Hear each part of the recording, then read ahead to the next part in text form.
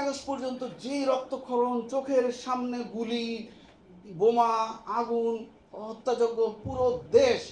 আমি আমার ফেসবুকে লিখছিলাম 4-5 আগস্টের দিকে যে বাংলাদেশ হচ্ছে এখন একটা কি বলে সিজারিয়ান পরবর্তী অবস্থায় আছে। একটা একটা মাকে যেরকম সিজার করে বাচ্চাটা বের করে রাখে, মাও খুব ভালনারেবল, পোস্ট অপারেটিভ কেয়ারে থাকে, বাচ্চাটার অবস্থা খারাপ, দেশের অবস্থা 5, 6, 7, 8 তারিখে এরকম নাজুক অবস্থা। তো সবাইকে আমি ধৈর্য সহকারে দায়িত্বশীলভাবে এটাকে খুব কেয়ারলি, মানে হ্যান্ডেল উইথ কেয়ার, খুব সাবধানে নাড়াচাড়া করার জন্য আহ্বান জানাতেছিলাম।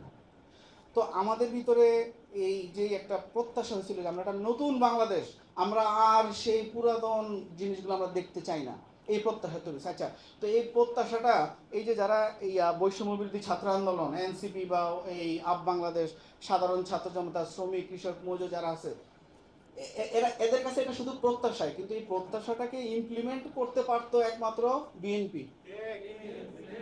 আমি চিন্তা করেছি যে বাড়ির বড় ছেলে হিসাবে বিএনপি বাংলাদেশের সবচেয়ে বড় রাজনৈতিক দল হিসাবে তার সবচেয়ে দায়িত্বশীল ভূমিকা পালন করার কথা।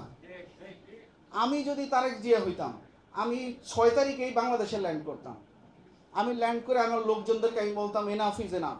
বাংলাদেশে প্রচুর রক্তপাত হয়েছে, প্রচুর গালাগালি হয়েছে, প্রচুর ট্যাগিং হয়েছে, প্রচুর খুন হয়েছে, রাহাজানি হয়েছে। আমরা এর থেকে বের হয়ে আসতে চাই। This is the time we start A fresh. এই কথা যদি তারেক জিয়া দেশে এসে 64টা জেলায় টানা সপ্তমবারের মতো বেস্ট টিস্যু পেপার ব্র্যান্ড হিসেবে স্বীকৃতি পেয়েছে বসুন্ধরা টিস্যু। 64টা প্রোগ্রাম করত, তার জেলা কমিটি কিনা শপথ করতো যে আমরা শপথ করতেছি আমরা কোথাও চাঁদাবাজি, দখলদারি, খুন, এই নেগেটিভ যত জিনিস আছে বাংলাদেশের রাজনীতিতে, এগুলির চর্চা আমরা আর করব না। এবং এগুলি মেসেজ যদি আমরা সোশ্যাল মিডিয়াতে শেয়ার করতাম, একটা মেসেজ রাতারাতি চলে যেত যে আসলে আগের দিন চলে গেছে ভাই, এখন আর কিন্তু ড্রাইভার চেঞ্জ হয়ে গেছে, ঠিক আছে, এখন আর ওইসব কাহিনী চলবে না। কিন্তু আমরা এরকম কিছুই দেখলাম না। দিন যায়, রাত যায়, এই কাহিনী ওই কাহিনী। আমরা 15 বছর ক্ষমতায় এত নির্যাতন হয়েছি, গণতান্ত্রিক উত্তরণ দরকার, এই সেই। এগুলি আসলেই মানুষের ভিতরে এই যে জুলাই আকাঙ্ক্ষাটা নিয়ে যেটা কি বলে অনিশ্চয়তার সৃষ্টি হয়েছে। কেন সৃষ্টি হয়েছে?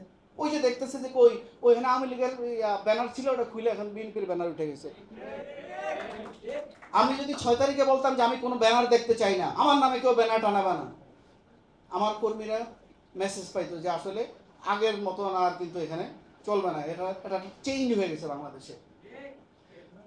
আপনি বিএনপি বলেন, জামাত বলেন, যাদের যাদের দল আছে তাদের একটা সমস্যা আছে।